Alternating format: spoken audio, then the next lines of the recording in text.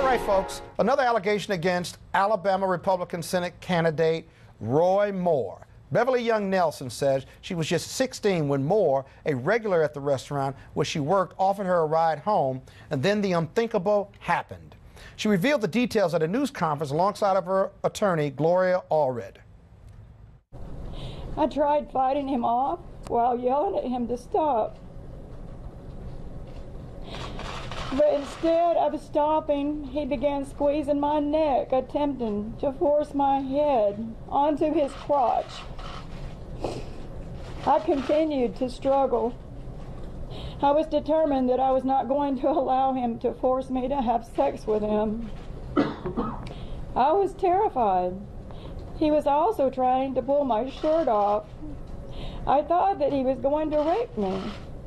I was twisting, and I was struggling, and I was begging him to stop. I had tears running down my face. At some point, he gave up. And he then looked at me and he told me, he said, "You're just a child." And he said, "I am the district attorney of Etowah County. And if you tell anyone about this, no one will ever believe you." Allred is asking for Congress to hold a hearing on the allegations. Nelson is willing to testify. Meanwhile, 8 Republicans have distanced themselves from the disgraced candidate, including Senate Majority Leader Mitch McConnell, who never supported him in the first place, so he believes the women now. Okay. Well, that being said, interesting story. It gets more interesting and really more sad in many respects, because this ties into the whole issue of sexual abuse and with people of power in different industries. I think this last victim that was on the monitor was very credible. Absolutely. And she demonstrated how powerful sexual abuse can be. And the other thing that's powerful about this is not only is she credible, but that she's emotional about it. But this is an instance where it wasn't allegedly consensual at all. Right. And she was terrified, and his final words of intimidation were, "I'm the DA of this county. If you tell anybody, I'm going to do X, Y, and Z," or you know, the pressure point there, right? There's a political component to this in regard to what the Republicans do. They never really, the mainstream Republicans never really supported Judge Roy Moore, so it's easy for them to come out. Doug Jones, the Democratic nominee, clearly isn't getting in the way of this story. But the question is, are Democrats going to pour a whole lot of money into this race because they smell blood? Haven't seen any polls yet, but this is the dynamic we're working with, right? So, Tiffany, why don't you get started? No, first of all, let's talk about, this is Alabama. We have to be very clear about the landscape and the political landscape that we're talking about in the first place. This is Alabama, which I have not seen a track record of them, you know, Democrat or Republican. When we're talking about sexual assault and we're talking about abuse and the survivor who was just given the testimony on the monitor, there is something that folks have to recognize, that this, and Angela Rice said this earlier, is not a partisan issue.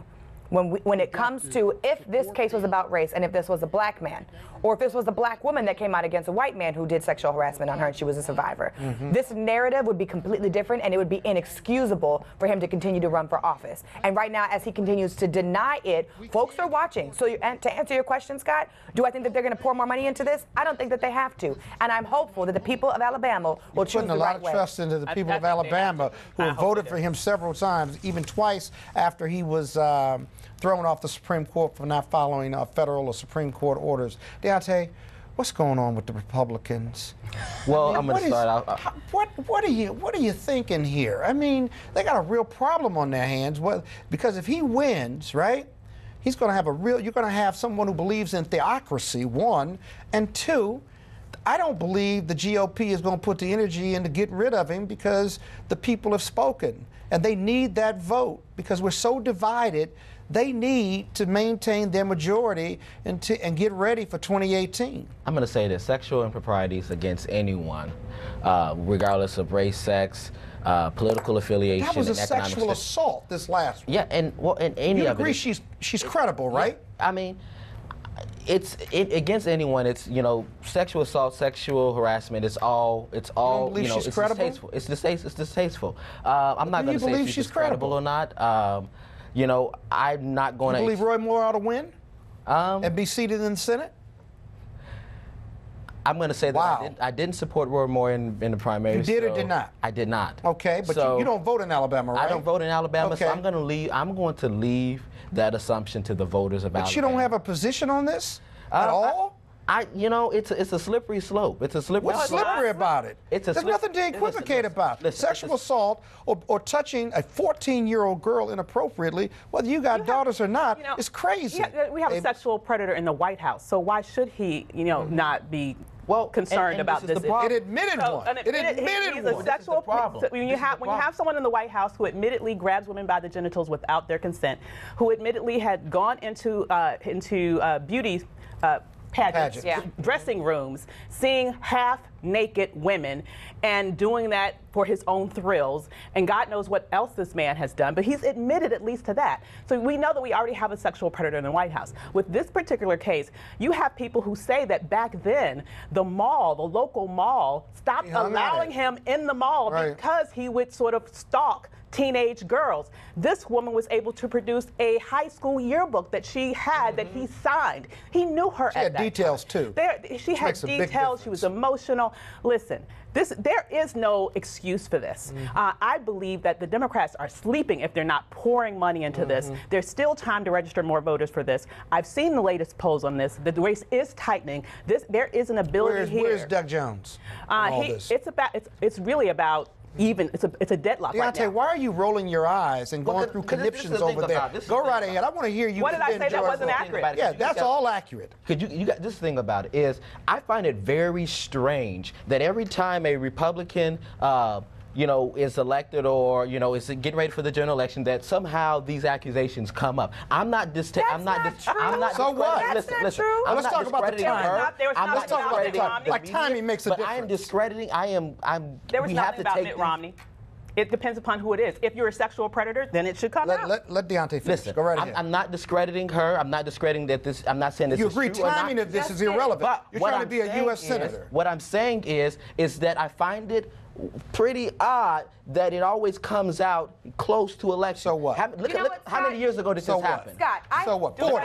40 years. years. Of vetting your candidates. Excuse me, in some jurisdictions, there would be no statute of limitations. Let me ask you this question: why did it I'll take get so to you, long? Tiffany.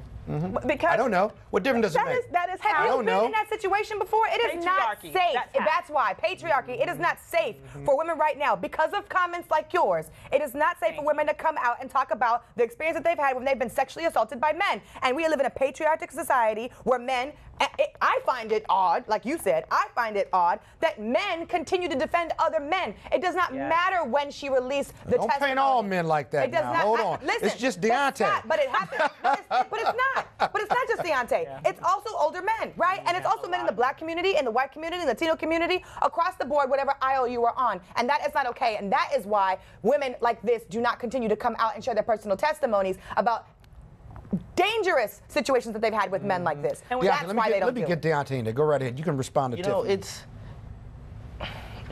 Come on. when, you know, like I said, I do not agree with any type of sexual assault or harassment.